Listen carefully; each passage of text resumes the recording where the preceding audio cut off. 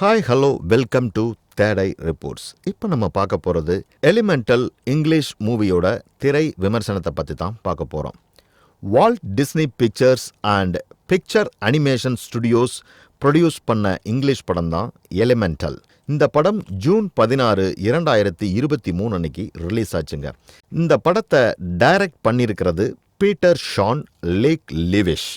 மேலும் மம்முடு ஆத்லி, ரோனி டெல் கார்மென், ஷிலா ஓம்னி, வெண்டி மேக் லண்டன், கோவே இவங்களெல்லாம் முக்கியமான கேரக்டர்ஸுக்கு வாய்ஸ் கொடுத்துருக்குறாங்க. வாங்க இந்த படம் எப்படி இருக்குன்னு பார்க்கலாம். டிஸ்னி பிக்சர்ஸுடைய மூவி தான் எலிமெண்டல்.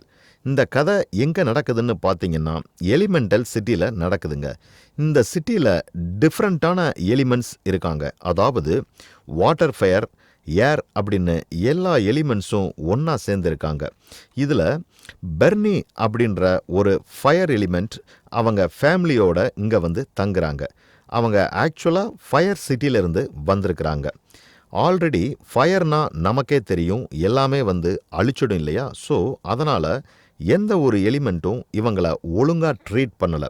அப்படி இருந்தும் கூட இந்த பெர்னியோட குடும்பம் ஃபயர் பிளேஸ் அப்படிங்கிற ஒரு கன்வீனியன்ஸ் ஸ்டோராக அந்த சிட்டியில் ரன் பண்ணிட்டு இருக்கிறாங்க. அவங்களுடைய பொண்ணான எம்பையருக்கு கோபத்தை கண்ட்ரோல் பண்ண முடியாமல் ரொம்ப ஸ்ட்ரகிள் பண்ணுவாங்க. ஒரு நாள் என்ன ஆயிடும் அப்படின்னா அவங்க கோபத்தை கண்ட்ரோல் பண்ண முடியாமல் கடையினுடைய பைப்பை உடைச்சிடுவாங்க.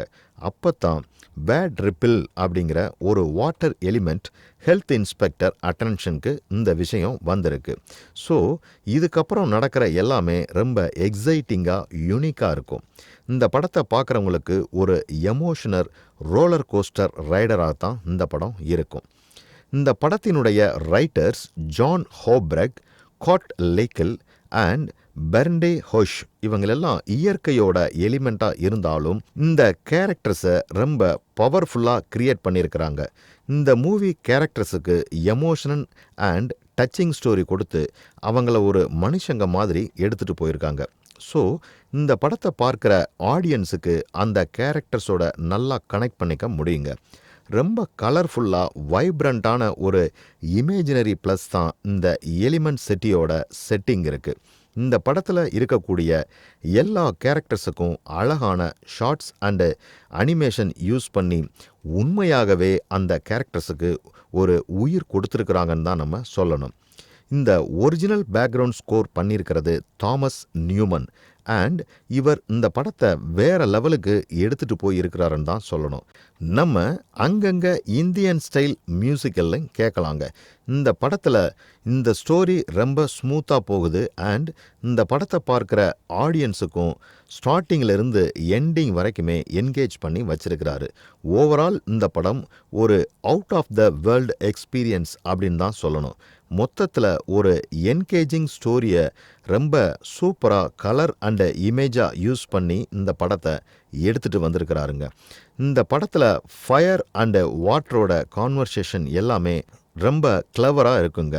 இன்னும் ஒரு எக்ஸாம்பிள் சொல்லப்போனால் வேட் எம்பரை காம்ப்ளிமெண்ட் பண்ணுற சீன்ஸ் எல்லாம் கொஞ்சம் சாமிங்காக இருக்கும். ஃபயர் அண்டு வாட்டர் லவ் பண்ணுற கான்செப்டும் செமையாக இருக்குன்னு தாங்க சொல்லணும்.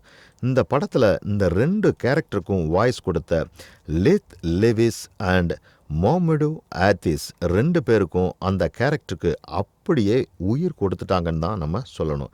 கதை ரொம்ப சிம்பிளாக இருந்தாலும் ரொம்ப எமோஷன் டெப்த்தாக தாங்க இருக்கும்.